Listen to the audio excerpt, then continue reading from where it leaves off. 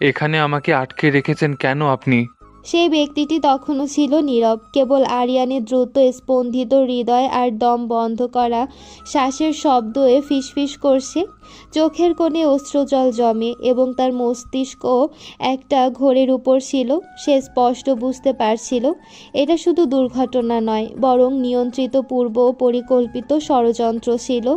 তখন সেই ব্যক্তি আলভি বলেছিল কণ্ঠে সামান্য শান্তিকামী অথচ বিষ মিশ্রিত সুরে, মাত্র 2টো দিন তোমাকে এখানে এভাবে থাকতে হবে। কাজ হয়ে গেলে তোমাকে ছেড়ে দেওয়া হবে। কিন্তু আরিয়ান বুঝতে পেরেছিল সবকিছুর পেছনে তার মা সেরিনা চৌধুরী জড়িত আছেন। তার মন অন্তর্দহনের অস্থিরতায় ভরে ওঠে। তাহলে কি তার অনুপস্থিতিতে সাইয়ারার কোনো বিপদ হতে চলেছে? এই প্রশ্ন ঘুরে ফিরে তার মাথায় দগ্ধ শিখার মতো জ্বলে উঠছিল। সেই অবস্থায় একটি দিন কেটে যায়। পরের দিন আর সেই লোকটিকে দেখা যায়নি। অনেক কৌশল বুদ্ধি আর অনেক জোর জবরদস্তি মারামারির মধ্যে দিয়ে সে বাকি লোকদের সঙ্গে লড়াই করে সেখান থেকে পালিয়ে আসে। পথিমধ্যে সে একটি ফোন বুথ থেকে সাইয়ারার নাম্বারে কল করে, কিন্তু নাম্বার বন্ধ থাকায় বাধ্য হয়ে বাড়ির নাম্বারে কল করে। দীর্ঘক্ষণ অপেক্ষার পর ফোনের অপর প্রান্তে কেউ কথা বলে। আরিয়ান তখন দ্রুত শ্বাসরুদ্ধ অবস্থায় কথা বলতে শুরু করে। পরি ফোন ধরে সব কিছু বলে তার ভাইকে, কিভাবে সাইয়ারাকে রুমে আটকে রাখা হয়েছে তার অনুপস্থিতিতে। আর এখন ওর আম্মু আর একটি আঙ্কেল সাইয়ারার রুমে গিয়েছে আর তাদের হাতে অনেকগুলো কাগজপত্র রয়েছে। আরিয়ান তখন পরীকে ত্বরিতভাবে বলেছিল, আমি বাড়ি না ফেরা পর্যন্ত পড়ি তুই ওদের রুমে আশেপাশে থাকবি। এরপর আরিয়ান আবার সেহরানের ফোনে কল দেয় অশ্রু সজল আর অন্তঃস্রাবিত যন্ত্রণা নিয়ে, কিন্তু সেহরান রিসিভ করে না।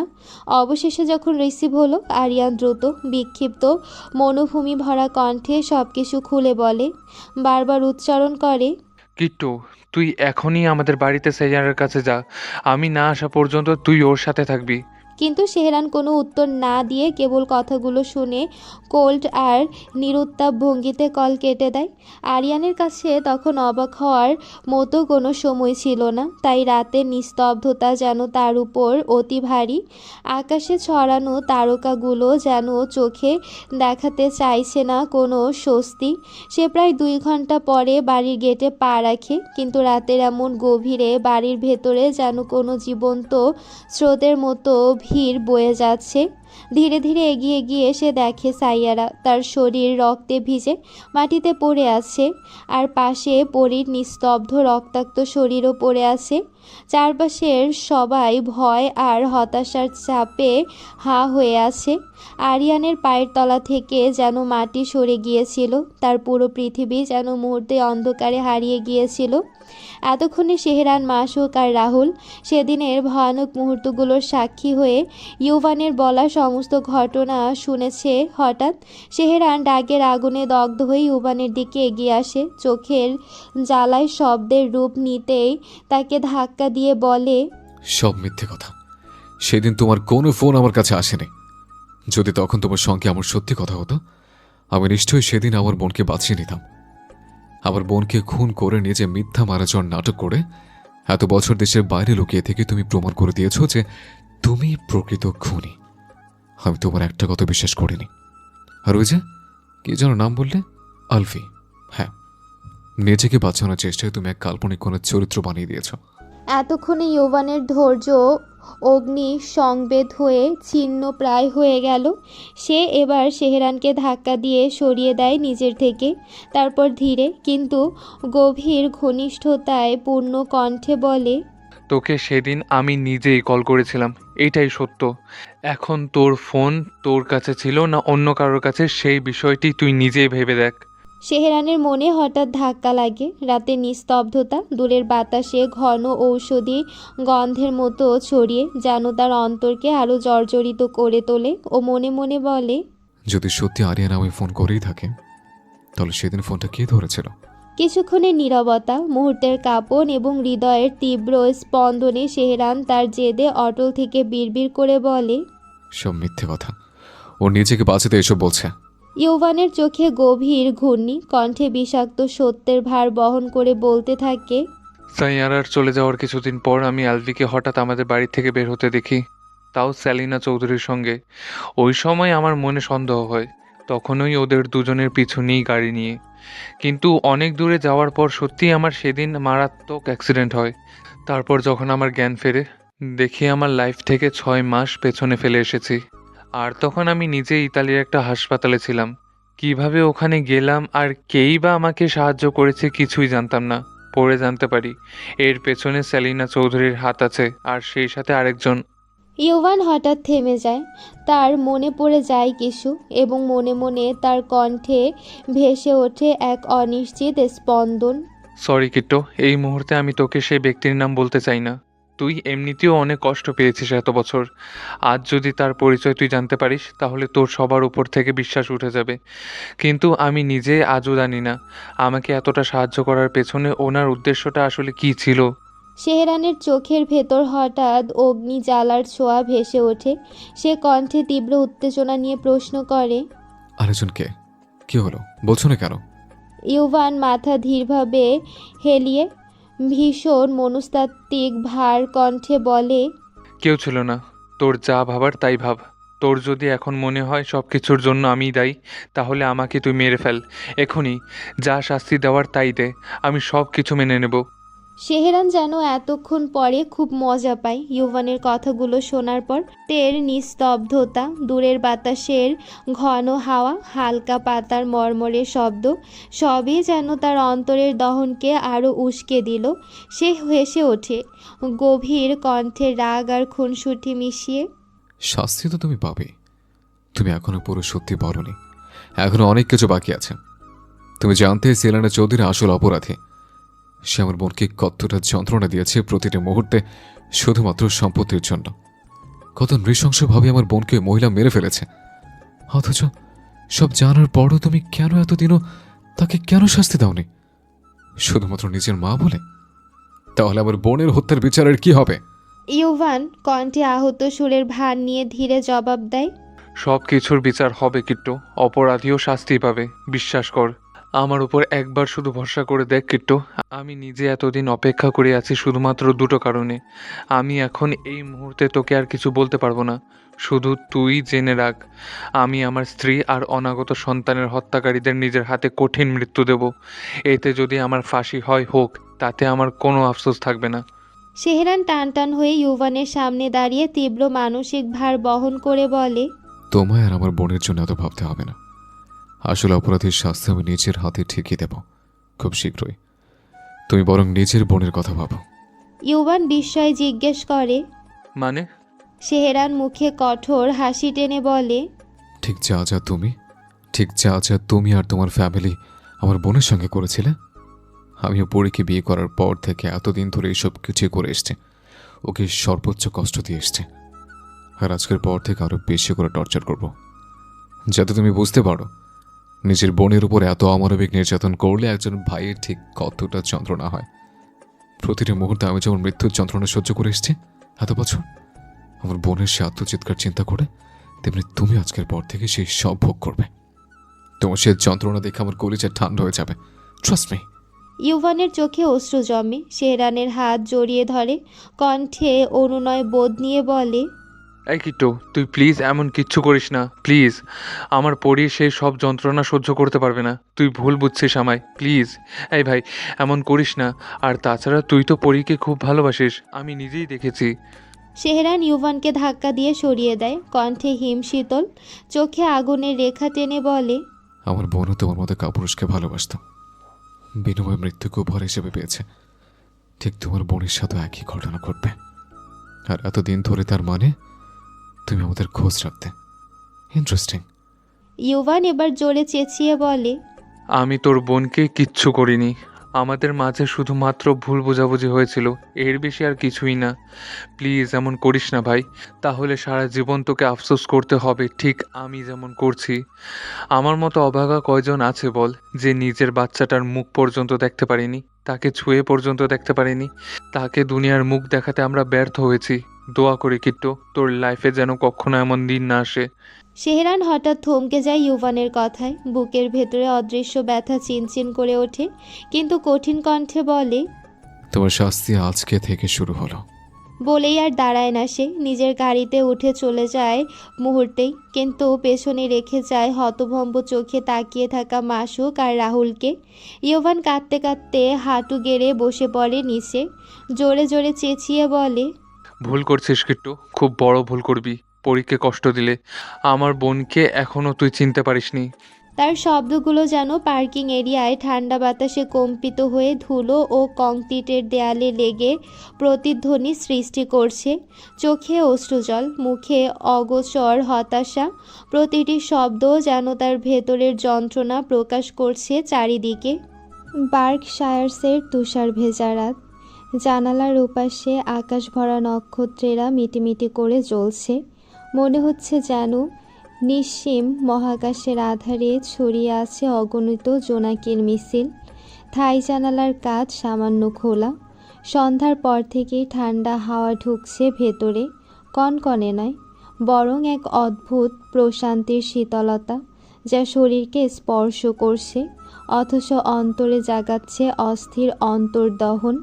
চারপাশ নিস্তব্ধ, শুধু থেকে থেকে টুপটাপ তুষারপাতের শব্দ শোনাচ্ছে, যেন প্রকৃতি নিজেই অশ্রুবিন্দু ঝরাচ্ছে। এই নির্জন রাতে পরীর ভেতরে ভেতরে এক অজানা দহন নিয়ে জ্বলছে। সে বাড়িতে এসেই সেহরানের স্টাডি রুমে ঢুকে পড়েছে অনেক আগেই।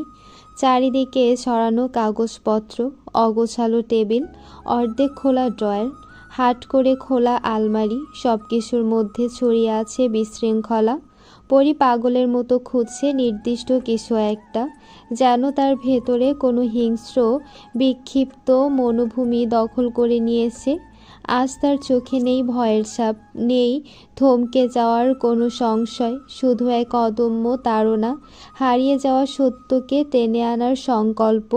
দরজার পাশে নিঃশব্দে দাঁড়িয়ে আছে ঈশানী। কতবার সে প্রশ্ন করেছে, পরি, কি খুঁজছো তুমি? কিন্তু পরী কোনো উত্তর দেয়নি, কেবল নিজের সঙ্গে বিড়বিড় করেছে, যেন চারপাশের আর কারোর অস্তিত্বই নেই। ঈশানী চেষ্টা করেছে ফোনে সবার সাথে যোগাযোগ করতে, কিন্তু কারো কোনো সাড়া মেলেনি। তার চোখে দৃশ্যটা ক্রমশ অদ্ভুত, ভয়ঙ্কর হয়ে উঠছে। শোনো, বলো না, কি খুঁজছো? আমিও তো সাহায্য করতে পারি। ঈশানীর কণ্ঠে এখন নিছক উদ্বেগ নয়, বরং এক ধরনের আতঙ্ক ছিল। পরী মাথা না তুলে ধীরে বলে ওঠে, খুঁজছি কিছু আপু, পেয়ে যাব। তারপর হঠাৎই ওর হাত থেমে যায়। কাঁপতে থাকা আঙ্গুলে টেবিলের কোণ থেকে সে তুলে নেয় এক বস্তু। ঈশানীর চোখ আটকে যায় পরীর হাতে একটা পুরনো অ্যালবামে। পরী একের পর এক পাতা উল্টে চলেছে। সেখানে অতীতের পরিবারের হাসি, আত্মীয় স্বজনের অঙ্গভঙ্গি, শৈশবের নির্দোষ মুহূর্ত, সব কিছুর ছবিই আছে। কিন্তু পরীর চোখ যেন কোনো অনির্দিষ্ট শূন্যতায় ঘুরে বেড়াচ্ছে, যেন কোনো নির্দিষ্ট মুখ খুঁজছে সে। হঠাৎ তার দৃষ্টি স্থির হয়ে যায় একটা পুরনো ছবিতে। ঝাপসা, তবুও স্পষ্ট বোঝা যায় কারা আছে সেখানে। সেহরানের পাশে দাঁড়িয়ে আছে আরিয়ান। ছবিটা দেখে পরীর বুকের ভেতর বজ্রাঘাতের মতো কেঁপে ওঠে। তার শরীর এক অদ্ভুত জড়তা আর শিহরণে কেঁপে উঠতে থাকে। সেই মুহূর্তে তার সমস্ত সন্দেহ, সমস্ত অস্থিরতা যেন মূর্ত রূপ ধারণ করে সামনে দাঁড়িয়ে গেছে। সে ছবিটা তুলে নিয়ে ভালো করে দেখে বুকের সাথে শক্ত করে চেপে ধরে হু হু করে ফুঁপিয়ে কান্নায় ভেঙে পড়ে। ঈশানী থমকে যায়, দ্রুত ছুটে আসে পরীর কাছে। তার কণ্ঠ কাঁপতে থাকে আতঙ্কে। পরি, এ কি কাঁদছো কেন? পরি চোখ ভরা জলে ছবিটা এগিয়ে দেয় তার দিকে, ঠোঁট কাঁপতে কাঁপতে ফিসফিস করে বলে, আপু, এটা আমার ভাইয়ের ছবি, কিন্তু আমি ওকে দেখেছি। ঈশানী স্তব্ধ হয়ে তার দৃষ্টি স্থির হয়ে যায়। সে হতবাক হয়ে প্রশ্ন করে, কোথায় দেখেছো তুমি? পরী মৃদু কণ্ঠে অশ্রুসিক্ত চোখে উত্তর দেয়, আমার ইউনিভার্সিটিতে। উনি সেখানকার প্রফেসর ইউভান চৌধুরী। মাঝরাতে বাড়িতে ফিরে সেহরান যেন এক অনমনীয় নির্বিকারতার আবরণে নিজেকে মুড়ে নিল। ক্লান্ত অথচ শৃঙ্খলবদ্ধ ভঙ্গিতে নিজের কক্ষের নিস্তব্ধ প্রাচীরে প্রবেশ করল সে। দেহ থেকে নীরবে খুলে রাখল রূপালি কাটার ঘড়ি, ভারী কোট, গলাবদ্ধ টাই আর অস্থির পথের ধুলো জমা জুতো, যেন প্রতিটি বস্ত্রখণ্ড তার দিনের দুঃসহ ক্লান্তি ও অন্তর্দহকে খসে ফেলে দিচ্ছে। কক্ষের চারিদিকে তীক্ষ্ণ দৃষ্টিপাত করতেই তার বুকের গহীনে এক অজ্ঞাত শ্বাসরোধী শূন্যতা ছড়িয়ে পড়ল। পরীর অনুপস্থিতি তাকে তীব্র শূন্যতার আঘাতে বিদ্ধ করল। হৃদয় যেন রুদ্ধ, অস্থির নিঃশ্বাসে বুকে উঠতে লাগলো এক অন্তর্নীল ঝড়, তার অস্তিত্বকে ছিন্ন ভিন্ন করতে উদ্যত। আর এক মুহূর্ত দেরি না করে সে ব্যগ্র পদক্ষেপে বেরিয়ে পড়ল পরীর খোঁজে। পায়ের শব্দ করিডোরে নির্জনতায় গভীর প্রতিধ্বনি তুলতে তুলতে তাকে টেনে নিল ট্যারিসের দিকে। ট্যারিসে গিয়ে সে স্তব্ধ হয়ে দাঁড়িয়ে গেল। নিঃশব্দ রাত্রির রূপালী অন্ধকারে চাঁদের শীতল আলোর ছায়ায় দেখা গেল ঈশানীর স্নেহভরা কোলের উপর শায়িত রয়েছে পরী। ঘুমে অবশ হলেও পরীর মুখমণ্ডলে এখনো অশ্রুর শীর্ণরেখা জমে আছে। দু চোখের কোণে শুষ্ক অশ্রুকণা যেন পাথরের দাগ হয়ে বসে গেছে। ঈশানী মাতৃময় দৃঢ়তায় তাকে আগলে রেখেছে, যেন কোনো ভগ্ন হৃদয়কে অবলম্বনহীন পতন থেকে রক্ষা করছে। সেহরানের নিঃশব্দ পদধ্বনি কাছে আসতেই ঈশানীর দৃষ্টি তাকে লক্ষ্য করল। তার চোখে সঞ্চিত হলো উদ্বেগ ও এক রহস্যময় দূরদর্শিতা। কারণ কিছুক্ষণ আগে মাসুকের কণ্ঠে ভেসে আসা আংশিক সত্য সে শুনেছে, আর সেই টুকরো টুকরো কথাই তার অন্তর্দৃষ্টিকে জানিয়ে দিয়েছে অতল অন্ধকারের এক ঝড় খুব শীঘ্রই এ সংসারে আছড়ে পড়তে চলেছে। পরীর সন্দেহ নিছক ভ্রম নয়, এ সত্য ঈশানী অবলীলায় বুঝে গিয়েছিল, কিন্তু সে সচেতনভাবে তা পরীকে বোঝায়নি, বরং ধৈর্যের পরশে ওকে আশ্বাস দিয়েছে। ও যেন সত্যিটা নিশ্চিত না হওয়া অবধি সেহরানকে কিছুই না বলে। কারণ ঈশানীর একমাত্র লক্ষ্য হলো পরী ও সেহরানের সম্পর্কে যেন কোনো ভুল বোঝাবুঝি না হয়, একে অপরের প্রতি কোনো ঘৃণা জন্ম না নেয়। সেহরান নিঃশব্দে এসে ওদের পাশে দাঁড়াতেই ঈশানী নিজের ভাবনায় ডুবে থাকা অবস্থান থেকে সরে এসে মৃদু স্বরে বলল, এসকে, তুই ঠিক আছিস তো? সেহরান মুখে আড়াল করল অন্তর্লীন ঝঞ্ঝা। স্বাভাবিক ভঙ্গিতেই পরীর দিকে তাকিয়ে বলল, আমি ঠিক আছি। পরীর কি শরীর খারাপ? ঈশানী গভীর অথচ কোমল স্বরে জানালো, হ্যাঁ, ও খুব কেঁদেছে। পরে ক্লান্ত হয়ে শরীর ভেঙে ঘুমিয়ে পড়েছে। সেহরানের চোখে শীতল উদ্বেগ জমে উঠল। সে খানিক নার্ভাস ভঙ্গিতে ঈশানীকে ইশারায় উঠতে বলল। ঈশানী মাথা নেড়ে উঠতেই সেহরান পরীর মাথা নিজের কোলের উপর রেখে গাঢ় নিঃশ্বাস টেনে আনল বুকের গহীন থেকে। তারপর কণ্ঠে চাপা ব্যথা নিয়ে বলল, Why did she cry? Ishani চোখ নামিয়ে মৃদু উত্তর দিল, আমি তেমন কিছুই জানি না, তুই বরং ওর কাছ থেকেই জেনে নিস। সেহরান দম বন্ধ তপ্ত নিঃশ্বাস ফেলে গম্ভীর গলায় বলল, নিচে মাসুক তোর জন্য অপেক্ষা করছে, তুই সাবধানে যাস। ঈশানী চলে যাওয়ার জন্য পা বাড়ালো, কিন্তু শেষ মুহূর্তে থেমে গম্ভীর দৃষ্টিতে সেহরানির দিকে তাকিয়ে কণ্ঠ ভারী করে বলল, হ্যাঁ এসকে, যা হওয়ার তা তো হবেই। তাই বলে তুই পরীকে কোনো কষ্ট দিস না প্লিজ। সেহরান অদ্ভুত শান্ত ভঙ্গিতে পরীর মুখে হাত রাখল। তার ঠোঁট থেকে নিঃশব্দ অথচ দৃঢ় প্রতিশ্রুতি ভেসে এলো। নেভার। ঈশানীর মনে দ্বিধা না রেখেই স্পষ্ট বুঝে গেল সেহরানের এই অস্বাভাবিক শান্ত আবরণী আসন্ন প্রলয়ের ভয়াবহ পূর্ব লক্ষণ। এই নিঃশব্দ শান্ত থাকা আসলে এক বিধ্বংসী ঝড়ের পূর্ব প্রস্তুতি। কিছুক্ষণ পরই পরীর চোখ দুটি ধীরে ধীরে নড়ল, যেন শত ছায়ার ভেতর থেকে আলোর ক্ষীণরেখা তার মণিদ্বারে প্রবেশ করছে।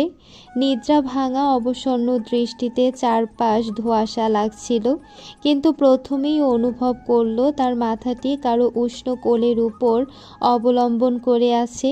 সেই পরিচিত উষ্ণতা, সেই গভীর নিঃশ্বাসের শ্বাস প্রশ্বাস তার হৃদয়ের গহীনে বজ্রঘাতের মতো অনুরণিত হল। অবচেতনের ভারী স্বপ্নভেদী কণ্ঠস্বর কানে বাজল, গম্ভীর অথচ সংযত। এখন কেমন লাগছে তোর? চমকে উঠল পরি, বুকের মধ্যে ঢেউ খেলে গেল, ভাঙা বাঁশির সুরের মতো অস্থির।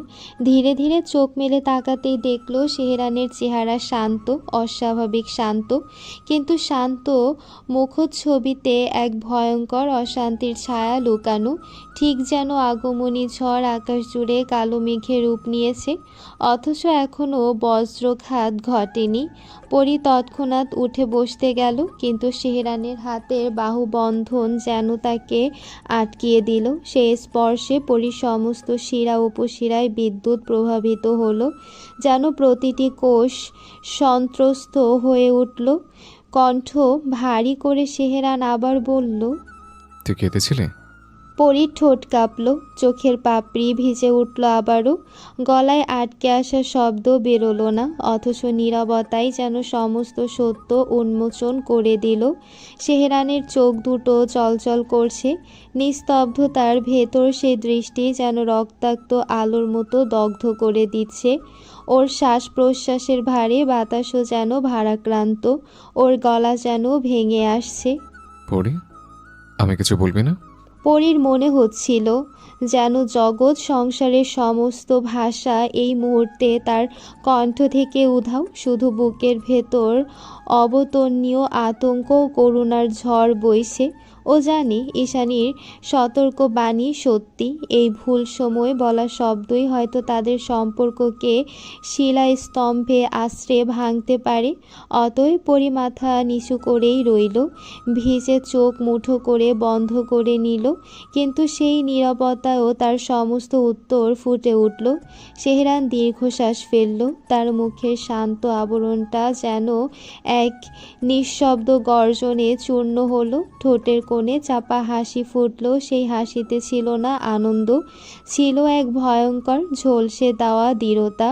ওর চোখ তখন গভীর, বিধ্বংসী শূন্যতায় পূর্ণ, যেন আসন্ন প্রলয়ের পূর্ব মুহূর্ত। নিশ্ছিদ্র গগন থেকে তুষারের কণার নিঃশব্দ পতনে পুরো বাড়ি এক ধরনের নির্বাক নীরবতায় ধরা পড়ে আছে। ট্যারিসের উপর বাতাসে গজিয়ে ওঠা সেই অদৃশ্যতা এক ধরনের অনিবার্য অন্তর্দহন, যেন শেহরানের কণ্ঠস্বরও বশ করে রেখেছে। শেহরান পরীকে আর কোনো প্রশ্ন না করেই হঠাৎই নিজের বুকের ভেতরে টেনে নিল, দুই হাতে আবদ্ধ করল এক দুর্বার আবেগে। সেই আলিঙ্গন ছিল না কেবল স্নেহের, বরং যেন তা ছিল অন্তর্গত অগ্নিস্রোতের আর্তনাদ। পরি অনুভব করতে পারল তার স্বামীর বক্ষে অদৃশ্য দহন ছটফট করছে, যেমন নিভু নিভু আগুন ছায়ের নিচে ফুঁসে ওঠে। পরি মুখ তুলে শেহরানের ক্লান্ত বিষণ্ণ চেহারাকে নিজের দু হাতের আঁচলিতে আটকে রেখে শীর্ণ কণ্ঠে উচ্চারণ করল, আপনি ভালো নেই শেহরান? শেহরানের দৃষ্টি ছিল তখন যেন নৈঃশব্দের গভীর গহ্বরের মতো স্থির, একদম অনুভূতিহীন, মৃত্তিকার মতো নিরাবেগ।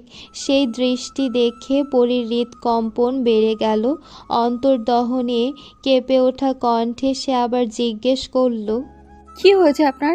আপনাকে এত বিধ্বস্ত কেন দেখাচ্ছে? শেহরান তখনও স্থির দৃষ্টিতে তাকিয়ে থাকে পরীর অস্থির মুখশ্রীতে। তার কাছে অদ্ভুত রকম ভালো লাগছে, যেন পরীর এই অস্থিরতায় সে খুঁজে পাচ্ছে নিজের নির্দিষ্ট আশ্রয়। অবশেষে তার মুখ খুলল এক গভীর নিঃশ্বাসের মতো। পুরোনো ক্ষতটা আবার জখম হয়েছে জান। অতীতে সেই ক্ষততে মলম দেওয়ার কেউ ছিল না, কিন্তু এখন মলম দেওয়ার জন্য তুই আছিস। পরি বিস্মিত চাহনিতে তার দিকে তাকিয়ে রইল, বোঝার চেষ্টা করলো প্রতিটি শব্দের অন্তর্নিহিত যন্ত্রণা। তারপর শীর্ণ স্বরে বলল, ক্ষত যদি অন্তঃস্থলে গভীর হয় তবে তা দ্রুত সেরে ওঠা মুশকিল। শেহরান হঠাৎই তার হাত বাড়িয়ে পরীর কেশরাশির পেছনে আঙ্গুল চালিয়ে দিল, ওর ঘাড়ের নরম রেখায় টেনে আনলো নিজের মুখোমুখি। চোখ দুটো যেন দীপ্ত হচ্ছিল দহনজ্বালা নক্ষত্রের মতো। সে কঠিন অথচ অঙ্গীকারবদ্ধ কণ্ঠে বলল, পড়ি, আমি ব্যতীত তুই কখনো পরিবারের আর কারোর কোনো কথা বিশ্বাস করবি না, মনে থাকবে? কেবল আমাকে বিশ্বাস করবি। পরি বিন্দুমাত্র সংকোচ ছাড়াই নিঃসন্দেহ স্বরে প্রতি উত্তর করে, আমি তো শুধু আপনাকেই বিশ্বাস করি। তারপরই আবার ব্যাকুল হয়ে সেহরানের মুখ দুহাতে আবদ্ধ করে উদ্বেগ কণ্ঠে বলল, শুনুন না, আমাদের মধ্যে তো এমন কোনো লুকোচুরি নেই যা আমার কাছ থেকে লুকিয়ে রাখতে হবে। কিন্তু আজ হঠাৎ এসব কথা কেন বলছেন? প্লিজ বলুন না আপনি। ট্যারিসে থাকা আলো ছায়ের খেলা হঠাৎ ঘন হয়ে আসে। সে স্তব্ধ হয়ে কিছু মুহূর্ত চেয়ে থেকে পরীর দিকে নির্ঘাত এক দীর্ঘশ্বাস ফেলে, যেন দগ্ধ অতীত তার কাঁধের উপর চেপে বসে আছে। তার পেশিগুলো টান টান হয়ে যায় এবং চোখে জমে ওঠে অদৃশ্য কোলাহল। পরীর সেই সরল অনুনয় বিশ্বাসের ভাষ্য তার কণ্ঠকে এক ভাঙা সুরে নব্য করে দেয়। কিন্তু তার মন জুড়ে থাকা প্রতিশোধের আগুন কি নিভে গেছে? না, বরং তার অন্তর এখনও আছে বিস্ফোরণের অপেক্ষায়, এবং সেই অপেক্ষা যেন আরও উত্তপ্ত হয়ে ওঠে এই মোমেন্টে। সেহরান কিছু না বলে অনেকক্ষণ পরীর মুখের দিকে তাকিয়ে থেকে আচমকায় পরীর ঘাড়ে মুখ গুজে দেয়। কিন্তু আজ পরী টের পায় সেহরানের এই ছোঁয়ায় কোনো কামনার আগুন নেই, বরং ভেতর থেকে ভেঙে পড়া একটা মানুষ যে এই মুহূর্তে তার কাছে আশ্রয় খুঁজছে। পরী সেহরানের পিঠে হাত রাখতে সেহরান খুব শান্ত স্বরে বলে, সে বেঁচে আছে পড়ে। এই এক বাক্য যেন এক প্রলয়ঙ্কিত বার্তা হয়ে পড়ে হৃৎপিণ্ডে কেঁপে উঠল। সে হঠাৎ থমকে গেল। উন্মত্ত অনিশ্চয়তার মধ্যে সে জিজ্ঞেস করল, কি বললেন? কে বেঁচে আছে? সেহরান ধীরে বলে, তোর ভাই আরিয়ান।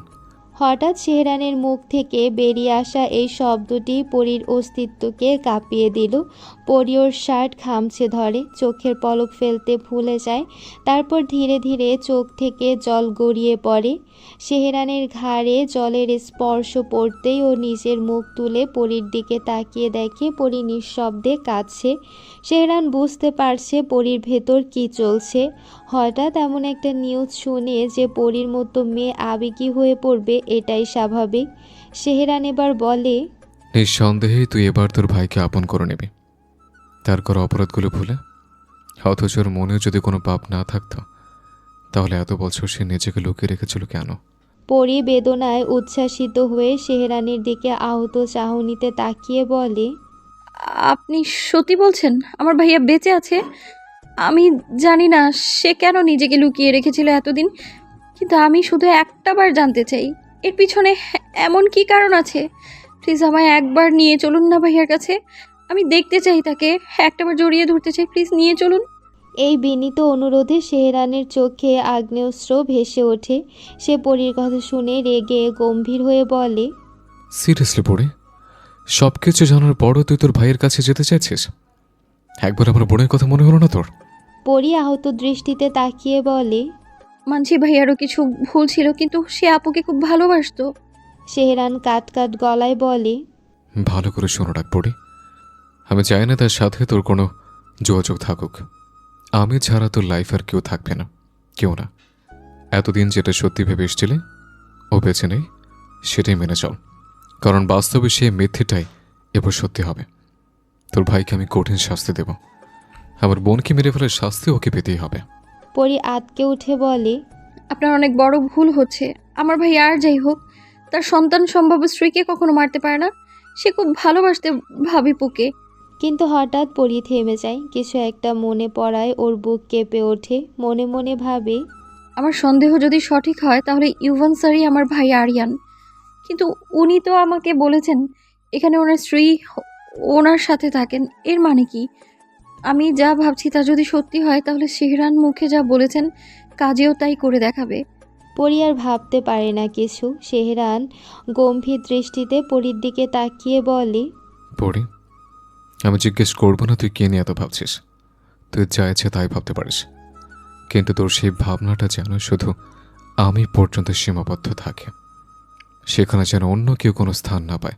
পরী ভীত চোখে তাকিয়ে থাকে সেহরানের দিকে। ওর চোখে বিস্ময় ভেসে উঠল। কাপা কণ্ঠে বলল, আজ আপনি খুব অদ্ভুত কথা বলছেন। আমি কি কোনো ভুল করেছি? সেহরান ধীরে এগিয়ে এসে অগ্নিস্নিগ্ধভাবে পরীর কাছে এগিয়ে এসে ওর গালে হাত দিয়ে তীক্ষ্ণ হাসি ফুটিয়ে বলে, আমার লাইফে একমাত্র তুই জড়িয়ে আছিস, তাই তোর আশেপাশে আমি তোর পরিবারের কাউকে কোনোদিন ঘেঁষতে দেব না। আমার কথার অবাধ্য হোস না, আমি চাইলেই তোর কাছ থেকে সবকিছু গোপন করতে পারতাম, কিন্তু আমি চাই না তোর কাছে কিছু লুকাতে। পরি ব্যথিত হৃদয়ে সেহরানের ঘাড়ে মাথাটা রেখে চোখ বন্ধ করে নিজ মনে বলে, সরি, আমি আজ আপনার এই কথাটা রাখতে পারবো না। আমি ঠিকই আমার ভাইয়ের সাথে দেখা করব, জানতে চাইবো সব কিছু। এত বছরে বেঁচে থেকেও সবার কাছে তার মৃত থাকার মানেটা কি সেটা জানতেই হবে আমায়। বাতাসের ভেতর থেকে টুপটাপ তুষারপাতের শব্দ ভেসে আসে, এক ধরনের দমে রাখা সুর, আর ট্যারিসের প্রতিটি কোণে প্রতিধ্বনিত হয় পরীর কণ্ঠস্বরের অনুরোধ ও সেহরানের দমবন্ধ নিঃশ্বাস। এই নিঃশ্বাস তালিকা যেন তাদের দুজনকেই এক ক্রোধ আর সম্পর্কের বন্দনায় আবদ্ধ করে রাখে, যেখানে বিশ্বাস ও সন্দেহ সব কিছুই একসাথে পরস্পরের গলায় কণ্ঠস্বর ক্লেশ করছে। New Haven, varsity West Haven ক্যাম্পাসে সকালটা যেন নিস্তব্ধ ক্যানভাস, আকাশে ম্লান রোদ্দুর, পাতার ফাঁক দিয়ে ভিজে আসা হাওয়ার শীতল গন্ধ। এই নীরবতার ভেতরেই একা উপস্থিত হয়েছে পরী। সেহরান আজ অকারণে অফিসে যায়নি, তাই পরীর একটু বুঝতে অসুবিধা হয়নি যে তার স্বামীর শরীরের সঙ্গে সঙ্গে মনটাও আজ ক্লান্ত ক্ষয়ে গেছে। তাই আজ সে তাকে বিরক্ত না করে নিঃশব্দে বেরিয়ে এসেছে একা, অথচ ভেতরে তার হৃদয় যেন তপ্ত আগুনে পড়ছে। একবার মাত্র তার ভাইকে চোখের সামনে দেখার তৃষ্ণায়। ক্যাম্পাসের আনাচে কানাচে ভিড় জমেছে, ছাত্রছাত্রীদের পদধ্বনি ফিস ফিস কণ্ঠে, কিন্তু এই কোলাহলের মাঝেও পরীর অস্থিরতা চোখে পড়ে যায়। সে যেন দিশেহারা হয়ে উঠেছে, প্রতিটি মুহূর্তে শুধু ইউভানকে খুঁজছে। এমন সময় রিয়ানা ডিসুজা, তার ফ্রেন্ড, তাকে লক্ষ্য করে মৃদু বিস্ময়ে এগিয়ে এলো, কণ্ঠে কোমল কৌতূহল, চোখে অনুসন্ধানী জিজ্ঞাসু। What's wrong, Yusha? Why do you look so upset? Are you looking for someone? If you tell me, maybe I can help you. পরি থমকে দাঁড়ালো, রিয়ানার চোখে চোখ রেখে কিছুক্ষণ নিঃশব্দে ভাবল, তারপর ধীরে প্রায় ভাঙা গলায় বলল, আমি ইউভান স্যারকে খুঁজছিলাম, খুব দরকার ছিল, কিন্তু শুনেছি উনি আসেননি আজ। অথচ আমার তো তার সাথে একবার দেখা করতেই হবে। রিয়ানা আচমকা মুচকি এসে তার হাত চেপে ধরল, তারপর টানতে টানতে এগোতে এগোতে দৃঢ় কণ্ঠে বলল, Come on, I will solve your problem. পরি চমকে উঠল, অস্থির গলায় জিজ্ঞেস করল, কোথায় যাচ্ছি আমরা? রিয়ানা তার দিকে তাকিয়ে রহস্যময় ভঙ্গিতে উত্তর দিল, Don't worry, Yusha. আমি তোমায় ঠিক সেই জায়গায় নিয়ে যাচ্ছি যেখানে তোমার যাবার কথা। পরীর বুকের ভেতর ধুকপুকানি আরও দ্রুত হলো। অস্থিরতা সত্ত্বেও সে রিয়ানার প্রতি ভরসা রেখে এগিয়ে গেল, যেন প্রতিটা পা ফেলতে ফেলতে তাকে নিয়ে যাওয়া হচ্ছে এক অচেনা অথচ অসম্ভবী সত্যের দিকে। এদিকে মেরিনা বে অ্যাপার্টমেন্টস, ওয়েস্ট হ্যাভেন। লিভিং রুমে ইউভান চুপচাপ বসে আছে, সামনে ব্রেকফাস্ট সাজানো, তবুও সে একটুও মুখে তুলছে না। নন্দিনী লক্ষ্য করছে, গত রাত থেকে তার চেহারায় এক ধরনের বিধ্বস্ত অবস্থা ভাসছে। বহুবার জিজ্ঞেস করেও ইউভান কিছু বলেনি, বরং নিঃশব্দে শুধু বলেছে সে একটু একা থাকতে চায়। নন্দিনীর তাতে খারাপ লেগেছে, এটা ঠিক কারণ এই কয়েক মাসে ইউভানের প্রতি তার করা যত্ন তার জীবনের অঙ্গ হয়ে উঠেছে। ভার্সিটি থেকে ফিরেই প্রতিদিন তার অনাগত অংশের সঙ্গে কথা বলা, সময় কাটানো, ছোট ছোট মুহূর্তের আদান প্রদান, সব কিছু যেন আজ একাকী রাতের নিঃশব্দে কোথাও হারিয়ে গেছে। মনে ঝড় বইছে, সাথে ভয়ও। যদি ইউভান তাকে দূরে সরিয়ে দেয়, তাহলে সে কিভাবে বেঁচে থাকবে এই পৃথিবীতে তাকে ছাড়া? হঠাৎ ইউভান তার দিকে তাকিয়ে বলে কোমল কিন্তু স্থির কণ্ঠে, এই শরীর নিয়ে অকারণে এত কিছু ভেবো না নন্দু। আমি তোমায় ছেড়ে কোথাও যাচ্ছি না, শুধু নিজেকে বোঝার জন্য একটু সময় চেয়েছি। নন্দিনীর চোখ টলমল করে ওঠে, নিজের অবাধ্য জল ধরে রাখতে না পেরে তার চোখের কোণ ঝাপসা হয়ে যায়। চোখে চোখ রেখে মৃদু হাহাকার ভরা কণ্ঠে বলল, কোনো দিন যদি মনে হয় আমি আপনার কাছে বোঝা হয়ে গেছি, তাহলে শুধু একবার বলবেন। আমার হাজার কষ্ট হলেও এই সম্পর্কের দায়বদ্ধতা থেকে আপনাকে মুক্ত করে দেব, কথা দিলাম। কিন্তু একই ছাদের নিচে থেকে এভাবে কথা বলা বন্ধ করবেন না। আমি নিঃশ্বাস নিতে পারি না, কষ্ট হয় খুব। ইউভান হঠাৎ বুঝতে পারল অজান্তেই সে নন্দিনীর মনে কষ্ট দিয়ে ফেলেছে। সে নন্দিনীকে নিজের কাছে টেনে নিয়ে শক্ত করে জড়িয়ে ধরে কপালে চুমু দেয় পরপর। ধীর কণ্ঠে বলল, সরি নন্দু, আমি ইচ্ছাকৃত তোমায় হার্ট করতে চাইনি। I was wrong and I want to do it again. Please don't Cry. Nandini যেন অল্পতেই সব ভুলে গেল। সে ইউভানের বুকে মুখ গুজে ফিসফিস করে বলে, কি হয়েছে আপনার? কি নিয়ে এত কষ্ট পাচ্ছেন? ইউভান নন্দিনীর পিঠে হাত রেখে নিঃশ্বাস ঠেকিয়ে বলল, সব বলবো নন্দু, কিন্তু প্লিজ তার আগে 1 কাপ গরম কফি নিয়ে আসবে। নন্দিনী ধীরে উঠে দাঁড়ায়। চোখে এক অদ্ভুত মিশ্রণ, ভয়, দায়িত্ববোধ আর ভালোবাসায়। ও বলে, আপনি বসুন, আমি নিয়ে আসছি। ইউভান তার দিকে তাকিয়ে শান্ত স্বরে বলে, সাবধানে যাও, খারাপ লাগলে আমায় ডেকে নিও। কিছুক্ষণ পর হঠাৎ ডোরবেল বেজে ওঠে। নন্দিনী কিচেনে থাকা ইউভান দরজার দিকে এগোয়। ধীরে ধীরে দরজা খুলতেই সে স্তব্ধ হয়ে যায়। সামনে দাঁড়ানো মানুষটিকে দেখে তার চোখ মুহূর্তের জন্য স্থির হয়ে যায়। তেমনি বিপরীত দিকের মানুষটিও অবাক। নন্দিনীর অ্যাপার্টমেন্টে ইউভানকে দেখে সে রীতিমতো কেঁপে ওঠে অজানা আতঙ্কে। ইউভান অস্ফুট কণ্ঠে বলে ওঠে, পরি, তুমি এখানে? পরি কিছুক্ষণ তার দিকে তাকিয়ে থাকে, চোখ ছলছল করে ওঠে। তারপর হঠাৎ ঝাঁপিয়ে পড়ে তার ভাইয়ের বুকে। কণ্ঠে অনিয়ন্ত্রিত আবেগ মিশিয়ে ডাকে, ভাইয়া। ইউভান হঠাৎ আক্রমণে পেছনে হেলে পড়ে, কিন্তু পরীর ডাকে সে যা বোঝার সব বুঝে যায়। অজস্র বছরের নিঃশব্দ তিক্ততা, বেদনাহীন আবেগ সব যেন এক মুহূর্তে ভেঙে পড়ে। সে নিজের বোনকে 2 হাতে জড়িয়ে ধরে, কাপা কণ্ঠে স্নেহ মিশিয়ে বলে, পরি, তুই আমার চিনতে পেরেছিস বোন আমার? আরেকবার ডাক দে বোন, প্লিজ আরেকবার ভাইয়া বলে ডাক দে। পরি আজ কান্না থামাতে পারছে না। মনে হচ্ছে ছোটবেলা থেকেই সে এই আশ্রয় খুঁজছিল।